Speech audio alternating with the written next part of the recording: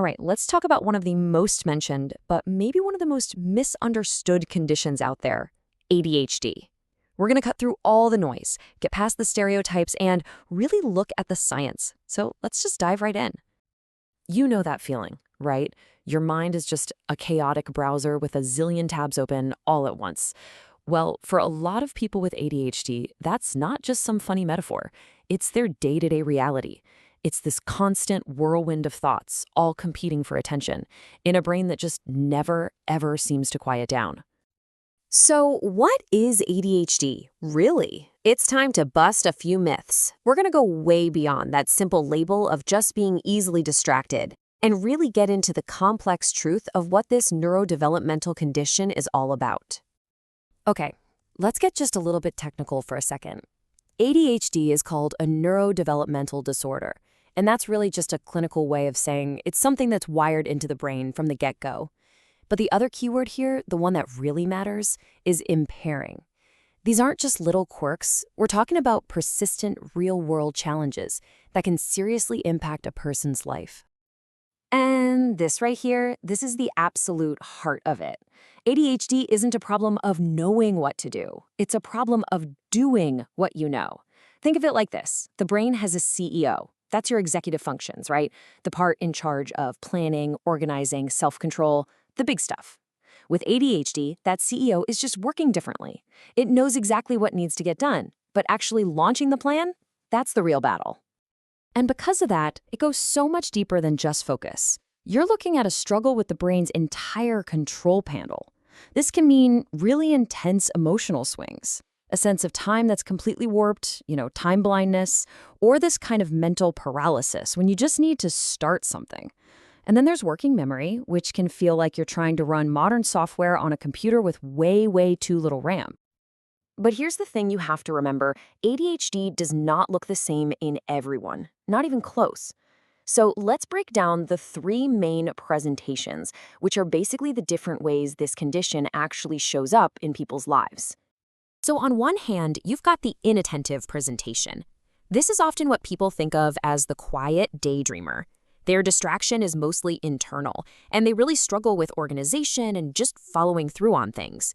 Then on the other hand, you have the hyperactive impulsive type. This is the one we usually see in movies, the person who seems like they're always on, driven by this inner motor that just won't quit.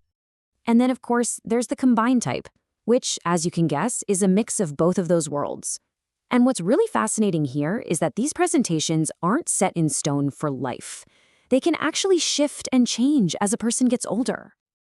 Now for a really interesting twist in the story, hyperfocus. It can honestly feel like a superpower. It's this intense, laser-like concentration on something that's truly captivating. But it's a total double-edged sword. Because while you're in that zone, pulling your attention away can feel next to impossible. Okay, so we've covered the what, which is great. But now let's get into the why. What is actually happening inside the brain on a biological level? It's time to dig into the scientific roots of it all. This number you're looking at right now, it's an absolute game changer in understanding ADHD. 70 to 80%. That's the heritability rate. To put that in perspective, that is a higher rate than for most other psychiatric conditions. It just powerfully shows that this is not about bad parenting or a lack of willpower.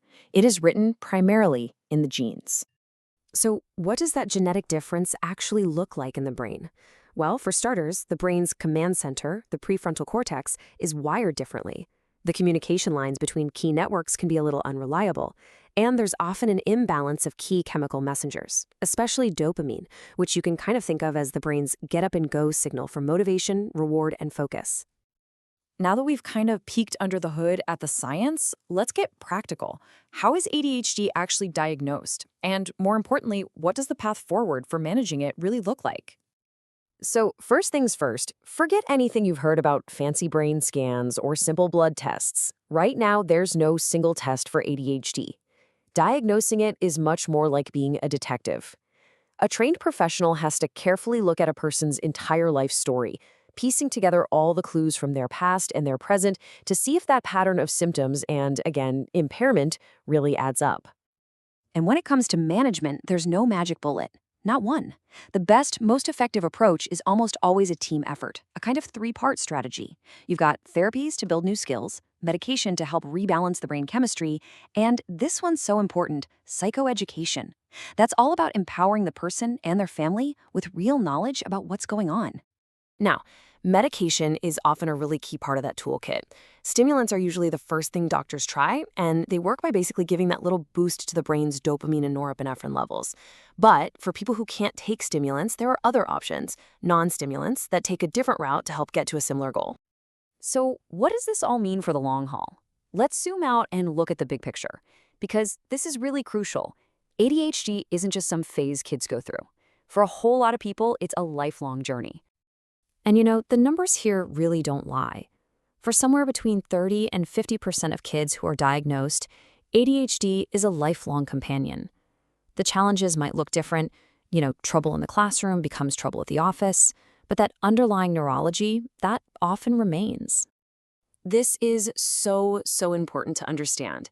The goal isn't to fix or cure ADHD. It's about empowerment. It's about building a toolkit of strategies and supports so you can learn to work with your unique brain wiring, not constantly fight against it.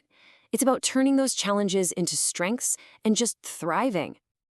And this quote pretty much says it all. When it's left unmanaged, those core struggles with self-regulation can create this huge domino effect, touching every single part of a person's life, work, relationships, even their physical health.